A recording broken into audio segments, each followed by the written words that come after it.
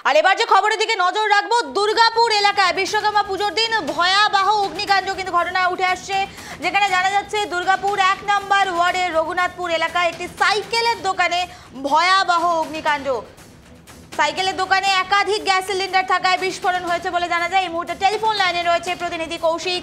কৌশিক, এই যে অগ্নিকাণ্ডের ঘটনা উঠে আসছে এই মুহূর্তে ঠিক কি পরিস্থিতি, কতটা আতঙ্ক ছড়িয়েছে এলাকায়? কৌশিক, দেখো, দুর্গাপুরের ১ নম্বর ওয়ার্ডের অন্তর্গত রঘুনাথপুরের মধুপল্লী এই এলাকা, এখানে একটি সাইকেলের দোকান আছে। সেই সাইকেলের দোকানে আজকে এই বিধ্বংসী আগুন লাগে। রান্নার যে সিলিন্ডার ফেটে এই বিস্ফোরণ প্রাথমিকভাবে মনে করা হচ্ছে। ঘটনাস্থলে দমকলের দুটো ইঞ্জিন এসছে।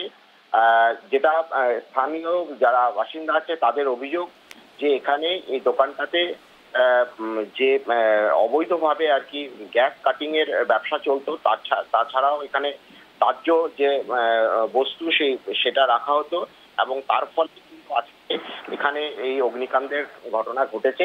ঘটনাস্থলে দুটো দমকলের ইঞ্জিন আসে। দীর্ঘক্ষণের চেষ্টায় এই আগুন নিয়ন্ত্রণ এখন অনেকটাই চলে এসছে। পুরো ঘটনাকে কেন্দ্র করে কিন্তু যারা আশেপাশের দোকানদার আছে তাদের মধ্যে কিন্তু তীব্র চাঞ্চল্য ছড়িয়ে পড়েছে।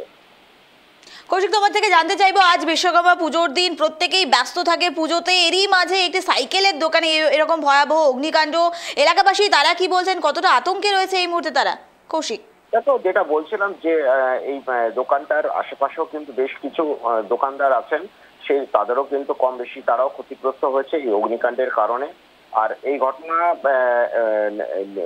যেটা স্থানীয়দের অভিযোগ সেটা হচ্ছে যে এই যিনি দোকানদারের মালিক আছেন তিনি অবৈধভাবে কিন্তু এখানে ব্যবসা চালাতেন।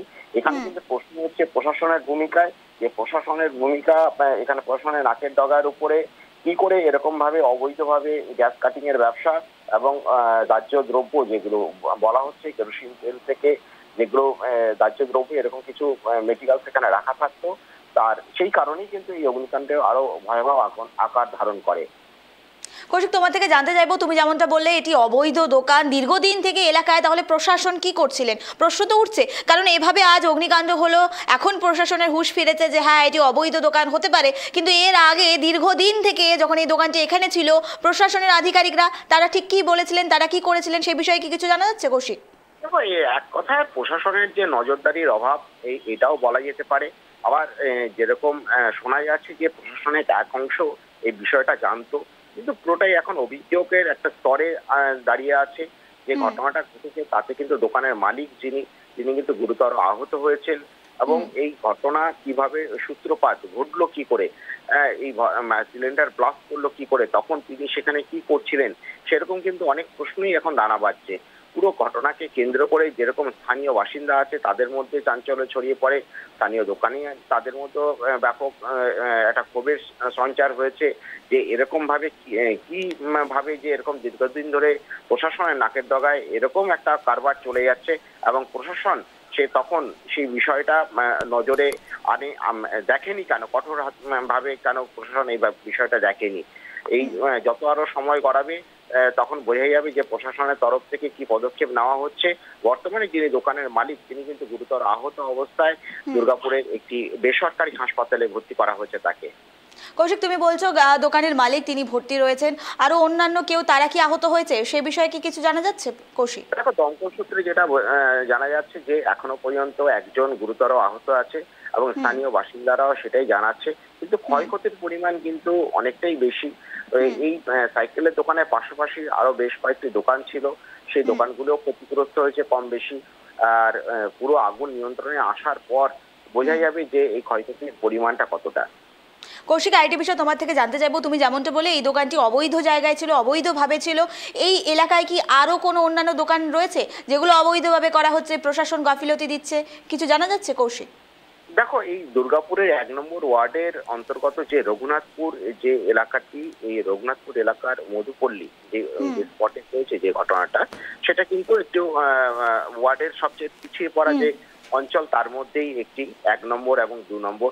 এখানে কিন্তু নিম্ন মধ্যবর্তী যার পরিবার তাদেরই এখানে বাস, এবং সেক্ষেত্রে ওপার বাংলা থেকে আসা সেরকমও মানুষ কিন্তু এখানে বাস করে। দীর্ঘদিন ধরে বাস করে। বাম জামানায় তাদের এখানে বসতি স্থাপন করা হয়েছিল। সেই সময় যে দুর্গাপুর ইস্পাত কারখানার যে জমি, সেই জমিকে কিন্তু জমি এর উপরেই তাদের বসবাস শুরু করে। পরবর্তী ক্ষেত্রে পাট্টা দেওয়া হয় সেই জমিতে বসবাসকারীদের, এবং এই জনবসতি যদিও প্রায় 40-50 বছর হতে চলেছে এর জনবসতির যে আয়ু, আর তার পাশাপাশি যে যারা আছে এখানকার স্থানীয় বাসিন্দারা, তারা কিন্তু সেইভাবেই এখানে দোকানদারি করে। বিশেষ কিছু নজরদারি বলতে প্রশাসনিক স্তরে কিন্তু এই অঞ্চলে নেই, এবং যেহেতু শহর থেকে বেশ কিছুটা দূরে এই স্থানটি, সেক্ষেত্রে প্রশাসনিক স্তরে কি আছে, কাগজপত্র আছে কিনা, লিগেল না মানে বৈধ না অবৈধ এই দোকান, সেই বিষয়ে কিন্তু অনেকটাই প্রশ্নচিহ্ন রয়ে যাচ্ছে। বেশ, ধন্যবাদ কৌশিক আমাদের সঙ্গে থাকার জন্য। অত্যন্ত গুরুত্বপূর্ণ একেবারে এক্সক্লুসিভ দৃশ্য আপনাদের সামনে তুলে ধরছি। একেবারে দুর্গাপুর এলাকায় একটি একটি দোকানে কিন্তু ভয়াবহ অগ্নিকাণ্ড, সাইকেলের দোকানে ভয়াবহ অগ্নিকাণ্ড, এমনই কিন্তু এই মুহূর্তে একেবারে এক্সক্লুসিভ ছবি দেখাচ্ছি। ঘটনাস্থলে দমকলে 2টো ইঞ্জিন উপস্থিত রয়েছে, ধীরে ধীরে পরিস্থিতি নিয়ন্ত্রণে আসার চেষ্টা করছে। তবে কি কারণে এই অগ্নিকাণ্ড সেটি কিন্তু এখনো প্রশ্ন।